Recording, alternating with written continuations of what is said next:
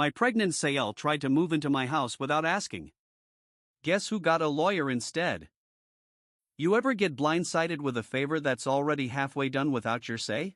That was me, 2 weeks ago. I was in my kitchen reheating leftover pad thai, wearing the same sweatshirt I'd slept in, when my brother Danny called. Not texted, called. Red flag number 1. Hey, big sis, he said, stretching it out like he'd just remembered I existed. I knew that voice. That fake cheerful, you're gonna hate this voice. What do you want, Danny? He laughed. Wow, can't a guy just call his sister? Not you. Pause. Then, there it was. The pitch. So, crazy thing. Me and Jenna were talking, and we figured, you've got that whole guest room in the finished basement just sitting there. Nope. You don't even know what I'm gonna say. I do. And the answer's no. But he plowed ahead like I hadn't spoken. It's just until the baby's here. Maybe a few months after. You know how expensive everything is. And daycare? Forget it. I put the container down. Wait. Are you seriously saying you want to move in with your pregnant wife and future baby? Into my house? He didn't even flinch. Well, yeah. I mean, Jenna said it'd be perfect. You're great with kids. You'd make such a good live-in babysitter. That's when I realized this wasn't just about a place to crash. They weren't looking for a roof. They were looking for free childcare. I laughed. Out loud. You want me to babysit? Danny, I work from home. I'm not just lounging around waiting to be a free nanny. But you're always home, he said, like that proved something. And it's family, come on. You'd barely notice. Barely notice that you and Jenna and a screaming newborn are taking over my house while I wipe butts between Zoom calls? Pass. He huffed. God, you're so selfish. Jenna's hormones are off the charts and she was crying last night thinking we'd be homeless. They have an apartment, I interrupted. They just don't want to keep paying rent. Silence. That hit a nerve. He got cold. Fine. We'll figure it out without you. But don't expect to be part of this kid's life. Click. I stared at my phone for a long minute. Then I turned off the microwave and dumped the pad thai in the trash. Lost my appetite. The next day, Jenna posted a cutesy ultrasound pic on Facebook with the caption, "So lucky our baby's already got such a big, beautiful family two hearts, even if some of them don't act like it." Yeah. I was tagged. I didn't reply. I just untagged myself and put my phone face down. It was 9:17 a.m. when my phone rang again. MOM in all caps, like a shout I never asked for. I let it go to voicemail. Then it rang again. And again. On the fourth call, I picked up just to shut her up. "Hey, I'm working," I started. "Don't you dare hang up on me," Mom snapped, skipping straight past hello. "What the hell did you say to your brother?" I blinked. What he told me was that I'd be their live-in babysitter. Don't be dramatic. I'm quoting. Mom sighed like I was the one ruining everything. Danny and Jenna are under a lot of pressure right now. Pregnancy is stressful. And they thought they could rely on you. They assumed they could move into my house and make me their nanny. "It's just for a little while," she said, all syrupy like that made it okay. "They're starting a family. You could be a little more." "More what, Mom? Submissive? Servant-hearted? Like you?" She went quiet. And then, in that icy tone I knew all too well, she said, "If your father were alive." "Don't." Another pause. "You've always been so independent," she finally said, as if that were a character flaw. "But families pull together in hard times. That's what I taught you." "No," I said. "You taught me to take care of people who drain me dry and call it love." She hung up. Not abruptly, not even angrily. Just this soft little click. Like a disapproving sigh in phone call form. By noon, 3 of my cousins had texted me. "Hey, is it true you kicked out Danny and Jenna? LOL, I didn't know you hated babies. Damn, you really said not my problem, huh?" Apparently, Jenna had taken her social media campaign up a notch. Her latest post? A photo of their half-packed apartment with the caption, "When the people you thought would show up for you, don't. But we got each other." Hashtag family is what you make it. Hashtag mama bear mode. Comments were full of heart emojis and "you go girl s." And one comment from my mom, "You and baby will never be alone." I scrolled until I found it, a thread where someone asked where they were moving. Jenna had replied, "No clue yet. Got betrayed by the one place we thought was safe." I sat in my kitchen again, this time with coffee that had gone cold in my hand. And all I could think was, how the hell did I become the villain for having boundaries in my own house? Then came the kicker. My doorbell rang. I wasn't expecting anyone. I checked the camera. It was Aunt Marianne. I opened the door and she bustled in like it was the 90s and I was 10 again. No, hi, no, how are you? You need to fix this, she said, dropping her purse on my counter like she lived here. I raised an eyebrow. Did Jenna send you? No. Your mother did. Oh, even better. Aunt Marianne launched into some speech about how Jenna was hormonal, Danny was overwhelmed, and I was lucky I didn't have to deal with either.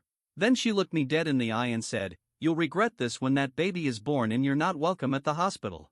That's when it clicked. This wasn't about helping Jenna and Danny. This was about punishing me for not playing alone, for not sliding into the caretaker role every woman in our family seemed doomed to inherit. I laughed, a sharp, bitter sound I hadn't meant to let out. Aunt Marianne frowned. What's funny? Nothing, I said. Just realizing I'm finally the black sheep. And I've never been prouder. It was almost 10 p.m. when the knock came. Not the doorbell this time, a loud, deliberate pounding. 3 beats. Then 3 more. I checked my phone. No texts, no missed calls. Just the sound of someone who expected me to open up like they owned the place. I peeked through the side window and my stomach dropped. Danny. Behind him, parked halfway across my driveway and the neighbor's lawn, was a U-Haul. The back was open. I could see boxes. A crib frame. Jenna's flamingo pink suitcase. I didn't open the door. I cracked the window. What the hell are you doing?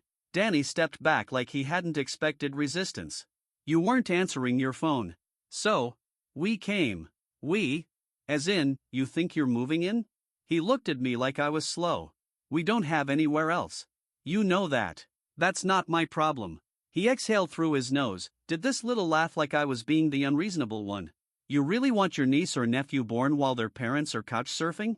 That's the story you want for your legacy? Legacy? I almost choked. What is this, a Hallmark movie? Jenna's in the car, he said. She's been crying for hours. She hasn't eaten. She's 31 weeks, and you're seriously going to send her back out on the street tonight? I opened the door just a little, just enough to step outside and close it behind me. You're not on the street. You're just trying to use guilt as a key to my house. His jaw clenched. We are family. You remember that now? He shifted, arms crossed. Fine. You want a deal? We'll stay just 1 month. You won't have to lift a finger. No babysitting. No chores. Just a roof. You said that before. No, I didn't. You implied it. He was silent for a beat. Then, 1 month. That's it. Jenna just needs to be somewhere safe. And you know she's too proud to ask herself. That was rich. Jenna had no problem broadcasting her pity parade to Facebook. Danny, I said quietly, if you try to carry even 1 box into my house, I'll call the cops. His mouth actually dropped open. You wouldn't. Try me. He stared at me like he didn't recognize the person in front of him. Like I'd grown fangs. Then he shook his head slowly. You're gonna regret this. One day, you'll need family too. Maybe, I said. But I'll never need this kind of family. He turned and stormed off, yelling something at Jenna I couldn't hear. The U-Haul backed out badly, tearing up a chunk of lawn as it went. I didn't wave. I didn't flinch. I went back inside. Locked the door. 20 minutes later, my phone buzzed. It was Mom. Message, you've gone too far. I hope you can live with yourself when that baby never knows your name. That night, I didn't sleep. Not because I felt guilty, but because I couldn't shake the feeling that this wasn't over. People like Danny don't just slink away. They regroup. And the next morning, I woke up to 37 comments on my business page. All 1-star reviews. All accusing me of being cruel, selfish, and my personal favorite, a child-hating narcissist who abandoned her pregnant sister-in-law in the dead of night. Turns out Jenna had found my work website. And she'd brought backup. Monday morning hit like a freight train. I had 3 missed calls, 2 clients rescheduling due to unforeseen issues, and 1 very polite but firm email from a longtime collaborator asking me to clarify some circulating concerns about your character. I clicked through to my business's Facebook page. 37 1-star reviews. All within 12 hours. All echoing the same narrative: I was cruel, heartless, untrustworthy.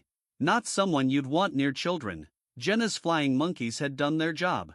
One said, wouldn't trust her to pet sit a cactus, let alone help a new mom in need. Another called me a walking red flag disguised as a career woman. And then the kicker, a comment from some account with a profile pic of a sunset and 0 friends, clearly a burner, that said, she's not just toxic, she's dangerous. Keep your kids away. I stared at the screen for a full minute. My jaw hurt. I hadn't even realized I was clenching it. That's when I called Megan. Megan's been my best friend since college. She's also an HR manager with a ruthless streak and a minor in digital forensics. Within 5 minutes of me explaining, she said, "They're trying to cancel you. They think if they ruin your name, you'll fold." "I'm not even public facing," I said. "I work remotely. I don't sell anything to strangers. They don't care. It's not about logic, it's about leverage. They want you cornered." She paused. "But I hope they know that cornering you is like poking a bear in a cage. Because you've never been the fold type." That's when I decided to go nuclear. Step 1, I screenshot everything. The texts, the U-Haul, the door camera footage, the reviews, even Jenna's vague posting timeline. All backed up. All time-stamped. Step 2, I emailed my clients. Every single one. Professionally. Clearly.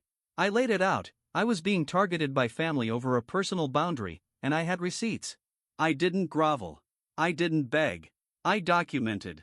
2 replied instantly, both saying the same thing: "We figured something was off. We've got your back." Step 3, I made a post.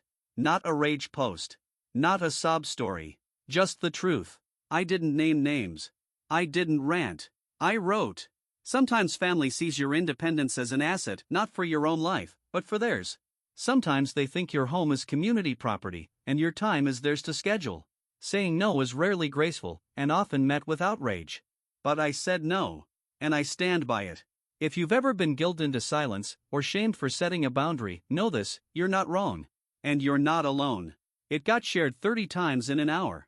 Clients, former co-workers, even a few high school friends I barely remembered messaged me. One said, "I wish I'd said no like this 5 years ago." Another, "Cutting off my sister was the best thing I ever did." Stay strong. By 8 p.m., most of the fake reviews had been flagged and removed. My real clients? Doubled down. One even offered me a referral, said my handling of the drama was professional, poised, and frankly badass. But the cherry on top came from an unexpected source. An email from Jenna. Subject line: "Wow. Congratulations on playing the victim." Body: "You really think twisting this makes you look good? Everyone sees through you eventually. Don't worry, this baby will grow up just fine without your toxic energy anywhere near them." No greeting. No sign-off. Just venom. So I wrote back. One line. "I'm counting on it."